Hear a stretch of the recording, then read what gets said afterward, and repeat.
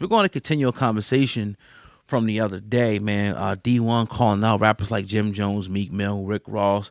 He got a response, in particular from Jim Jones. That was a threatening response. Mysonne, he actually weighed in on this yesterday on his Instagram. We want to play it and talk about it because, in my opinion, and I kind of saved my opinion, but he said he was friends with Jim Jones, Rick Ross, and Meek Mill. So let's just play what he said, and then or a portion of what he said, and then we'll give our commentary. Cool. I've been really engaged in watching, this online conversation. That pretty much, I agree it needed to be had. I agree that it was necessary.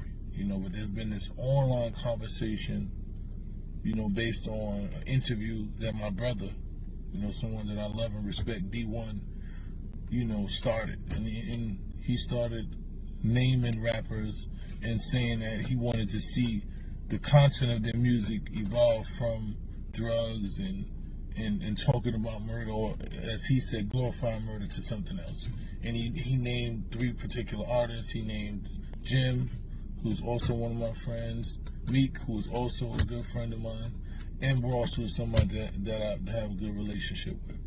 And I've been just thinking about listening to all sides.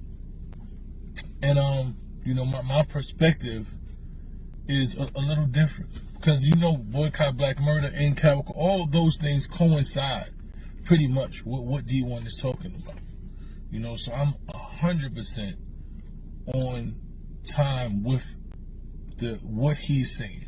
What he's saying is, yes, there has to be a change in the shift in the music that we listen to. There has to be a different frequency that we talk on when we talking, because these kids are listening, and the culture grabs on to whatever it is that we say. So there has to be a shift.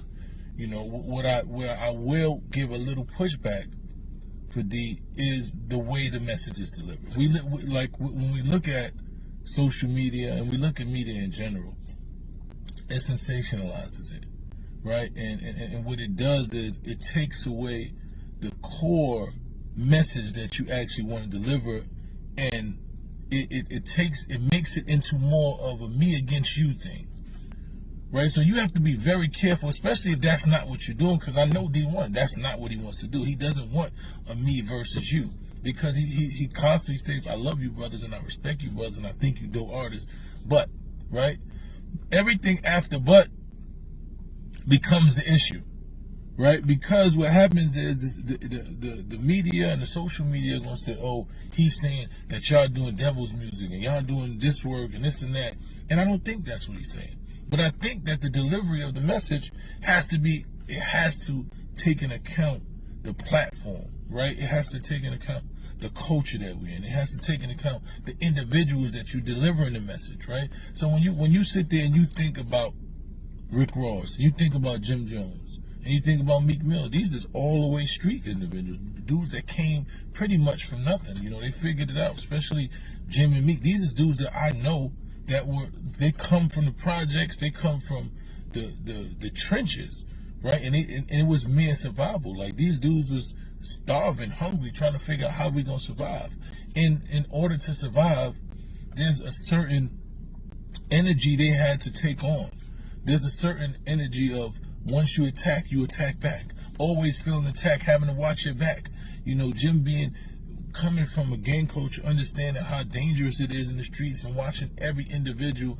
And when you hear people say things, you feel attacked, you got to respond, because if you don't respond, like JayZ said, once you tag lame, the game is follow a leader. It's always a battle, especially in this hip hop. And so when you understand that, the way that you relay a message to those individuals has to be different than the way you would relay it, right? And I know that Dee-1, I know your goal is not to make these people your adversaries, right? It was never, you didn't never wanted Rick Ross to come back and respond to you in a manner that you didn't never want Jim to be up there talking about his cousin, this and that. But those are realities that come with the lifestyle and the culture and what these individuals come from. So when you relaying a message to somebody, you have to take that into accountability. I brought up certain things, right? Because I know that Dee-1 he's a very spiritual brother and he's religious, like in his situation, and his whole premise is based on his religion, being a Christian, and being a Christian brother, and being strong faith in Christianity. He feels like this is his calling from God. And I feel like this is my calling. When I'm doing Boycott Black Murder and Cattle Culture, I feel like this is my calling. So I'm 100% aligned with what it is he's doing. And in reality, if he didn't do it, I want to say this. If he didn't do it in a manner in which he did it, the conversation would never be sparked, right? So we would never be going back and forth. Stop it there. It was sometime, maybe 10 more minutes left. You guys can go check that out on Mysonne's Instagram. What's your thoughts, man? All right, first and foremost, right, I'm glad my son spoke on this because I think he would be, if he has a relationship with Dee-1 and a relationship with Rick Ross, Jim Jones, and Meek Mill, he'd be a great bridge to potentially making something Good point. upon a good conversation happening. And I genuinely think, because he commented on it, and I believe that he's genuine, I think that he could make that happen, and I think that would be dope. And if you need a platform to help facilitate that, we would love to be that platform if you happen to watch that. And that's genuine because we've been talking about this and we care about the end result in that. But that being said, I got to disagree on a few things. Yeah. Because I also feel as though you understand what Dee-1 was trying to do. You also understand if he didn't do it in the manner in which he did it, they'd have never paid attention to it. That's what he said, yeah. You'd have never paid attention to it. So how else are you supposed to get people's attention when you've been trying time after time after time? Eventually, when you get on the platform, yeah, unfortunately, you may have to call out people by name. And yeah, Dee-1 may not give that approach as if he's from the same streets as a Meek Mill, as a Jim Jones, or as a Rick Ross. But New Orleans ain't nothing to play with either, and I'm sure he's seen his share of shit. But you know the brother, so you know that as well. I simply say, when are we going to hold some of these brothers, and there's no disrespect to them, but it's like, when are we going to start holding some of these brothers that have been through things like a Meek Mill, Jim Jones, or Rick Ross, that have gotten out of these things and are no longer anywhere near that type shit, some type of accountability going, you know what, yeah, we did it. We understand the culture. Right. But we cannot continue to live on like this, because if we do, we're still some of the reasons why we see little kids carrying guns on videos, talking about bitches and hoes as 9-year-old rappers, throwing money out and being ignorant, or kids in school reciting Sexy Red lyrics. Yeah. When are we going to be tired of that and begin to go, you know what? Yes, I'm from a culture. Yeah, but you know what? Because I'm from that culture, I could speak to them and maybe change some of this paradigm that we've been going through for decades upon decades. So I just got to disagree on some of them things. I know you're coming from a genuine place, and I rock with you, my son, but we got to start holding some of these brothers, and not just them three, a lot of them accountable, bro. It's time for accountability, man. And it's like, what makes his message a little hard to digest, as you can glean some of the comments on his Instagram, is a lot of people think that he is playing both sides of the fence, being kind of tipped on to the tulip. Because look, I don't want to offend these dudes. All these dudes are my friends, so I don't really want to, offend anybody. So I'm gonna tell you this and tell you this. But at the end of the day, my son said that they wouldn't have listened if he didn't do it that way, if he didn't put the message out that way. I thought the message, in my opinion, came out in love. I don't think anything was nasty about it or anything. Now, this whole thing about Christians too, right? About God or Jesus, whatever you believe in, always being humble, meek is totally ludicrous. We want to start getting into Bible verses and things like that and reading some of them stories. It was times where Jesus turned up. It's time where, God, in the Bible had wrath on people and made things happen, turned shit upside down, for lack of a better word, right? Sometimes things need agitation. Everything can't always be, we're grateful upon little tea, let's have a conversation, because they ain't gonna respond to that. These dudes is from the street, they're gonna respond in a certain way, and we gotta get to the point where we stop always attacking each other. And what I mean by that is, just because somebody's talking to you don't mean you gotta threaten them with violence. We got to have self-control about each other. We have discipline. That's what comes with being a man, street or not.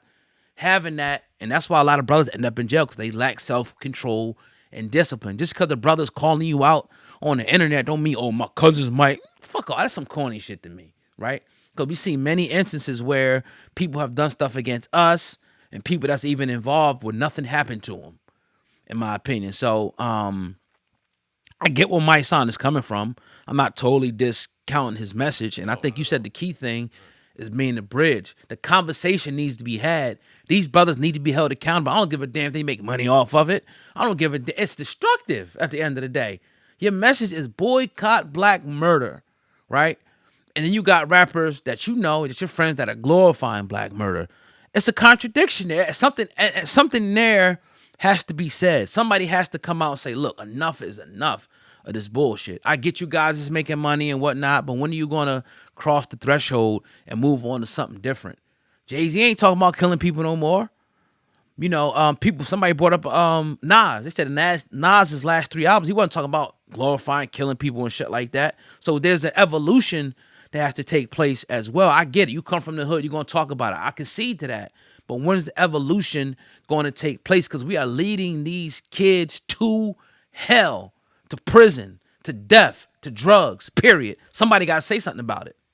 If this was a JayZ or Nas that delivered this message and called out people by name, because I think that they're taking offense to being called out by name, right? And if you hear that and you reactionary to it, oh shit, like what the fuck you mean? I could get the initial reaction. Right. But once you digest what he's saying as a man and you take that in as an adult, it's like, okay, first off, he was coming from a loving place. Yeah, his tone may have been a bit aggressive, but he was coming from a loving place. Let me talk to this brother and let's have a conversation. This is me. Behind the scenes, let's talk and then we can make it public, whatever. But their reaction, how they took it to Dee-1 in particular, do you think they would have the same reaction if JayZ and Nas said, and I'm just using their names because they were used, Jim Jones, Meek Mill, Rick Ross, y'all got to do better, bro. Y'all glorifying killing more, y'all got to do better. I'm no, because I think it's JayZ, and they probably feel like, who the hell is this dude, Dee-1? Yeah. Who's this N, right, to be saying this? We're going to put hands on this N. Word. I'm giving turkeys out, Nino Brown on this N. Word. You know what I mean? So I think it'll be definitely taken different because that's JayZ and whatnot, but the message will still be the same. Exactly. You know what I mean, in my opinion. But again, it got to be a higher accountability. I've heard Farrakhan talk about this subject a lot of times. I don't know if he called out people particularly by name and whatnot, but so what? And we could call everybody out by name. We can go down the list. Y'all ain't the only 3. We can go down a list of rappers. We talk about on our show, we call people out by name all the time, right? So, you know, like I said, like you said, I want to see the conversation happen, the forum, talk. Cause maybe there's a side of this that we don't see, of course, right? And that we could talk about and have this conversation and whatnot. It ain't necessarily got to be us. It could be anybody else that could facilitate, you know, the conversation. But I just think it's corny that the way they attacked him. And, you know, that's kind of all I got, man. I would love for a conversation to be had. I would love for it to get uncomfortable. We can have an uncomfortable conversation. Tensions can run without us wanting to hurt each other, without us wanting to kill each other at the end of the day, without us wanting to cause harm on each other at the end of the day, because resolution sometimes takes a bit of aggression, sometimes takes a bit of uncomfortability. It is not easy to look yourself in the mirror and go, damn, I'm wrong. Damn, this or that. So to have that uncomfortable conversation, I think would be super healthy. We would just, it would be a fucking hip-hop detox, and we need it. We need it. And if y'all care about the culture, if y'all care about the people, if you care about your art, which I believe you do, I don't see why the conversation couldn't be had. I don't see why, based off of what this brother said on Sway in the Morning, we got to resort to violence or is no more conversation to be had. God damn, really? Just from that? Let me ask you this real quick, because I've seen a lot of people saying this too. They said, nah, it's not a guilty conscience. Like, these dudes already been sold out. They already know what they doing. They sold out to whatever. They sold to whatever. They know what they doing. What do you say to that argument? A lot of people saying that. I'm not against that either. Whether they sold their soul or not, I'll put better context to what I believe that means. They don't care. They're making money. F it. Yeah. They know it. Yeah. You know what I'm saying? They've sold their soul to the fact that they don't care about a culture. They don't care about the people. They're just in it to make money. I've heard all 3 of these brothers' albums. I heard a lot of their songs, and all 3 of them consciously speak about caring about their people. They all do. Mixed about, and that's what makes me understand and know that they all can do it. Yeah. They all do it easily. But they also throw in the nonsense, and it's like you're not articulating story that's going on. That is no longer there. You're glorifying it. We went from articulating story to glorifying bullshit. This is where hip hop is kind of generated. Damn. We're no longer telling the story because the people that are glorifying it ain't living it no more. The rappers that are going through it, they're talking about what they're genuinely doing, and they're talking about somebody. It's nonstop beef, and it's serious beef going on, or it's I'm glorifying what I did over you. I'm glorifying this. I'm glorifying that. So Yeah. it's an uncomfortable conversation that definitely needs to be had. And I hope that through all of this, them three brothers, at least one of the three, because you know what? At the end, I still think Jim Jones, although was hurt, heard what that brother said and would have a conversation with him. Of course. I still got that out of that. Yeah, so if one out of the three happened to have a conversation with D1 and we can talk and bridge some kind of gap, I think it would be healthy for hip-hop and put in a good direction. And look what's morphed to. It's morphed to now your drill rap, right? All this stuff, and to the most destructive form of hip-hop or rap, whatever. Real quick, before we get up out of here, you were talking about, you alluded to it earlier, and this is what this kind of leads into, as we've seen the video that's out of the children at some type of a party, fake guns in their hand, throwing money. You talked about, you know, the preschoolers reciting Sexy Red's lyrics, even doing the body motions. This is what this breeds. And we look at it and we say it's okay because it's money, because they making money and they're entertainers. It's not okay. It's not, because when your family goes to one of these neighborhoods and one of these people that's influenced by one of these artists get killed, robbed, or something like that, you're going to be grieving about the shit. Is it going to be okay then?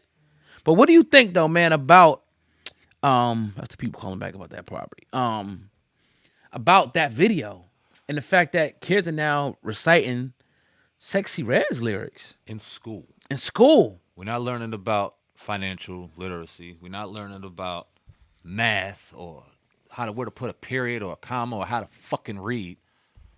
We were reciting Sexy Red lyrics in school. The programming has begun. We are now fattening the pigs for the mother effing slaughter. Woo! Here we are. Damn. What else is it? What else is it? The kids are reciting it in school. So not only are they learning it at home, they getting homework, and I'm sure they pass it with straight A's. But then you look at national reading levels for a lot of these 5th graders, 6th graders, 7th graders, 8th graders. They can't effing read, bro. Yeah. But they can recite lyrics, so they're obviously smart enough to do it, but then you deem them on paper as dumb and this or that. Want to put them on, man, they fattening up for the slaughter, bro. Yeah, and It's you know, sad. it's a reason why, like places like McDonald's and certain restaurants, they start young, conditioning kids with the Happy Meals, and they conditioning you with certain, you know, cartoons or whatever they're going to do to condition you to be a perpetual consumer. But you know, as a youngster, like, all right, McDonald's is that spot. Until you find out otherwise, we probably eat McDonald's for the first 20 years of our life. What? Yep. Easily. Hell yeah. Until you find out otherwise, oh, this is this and this is that's the same thing as you see, you know, with the hip hop and how impressionable young children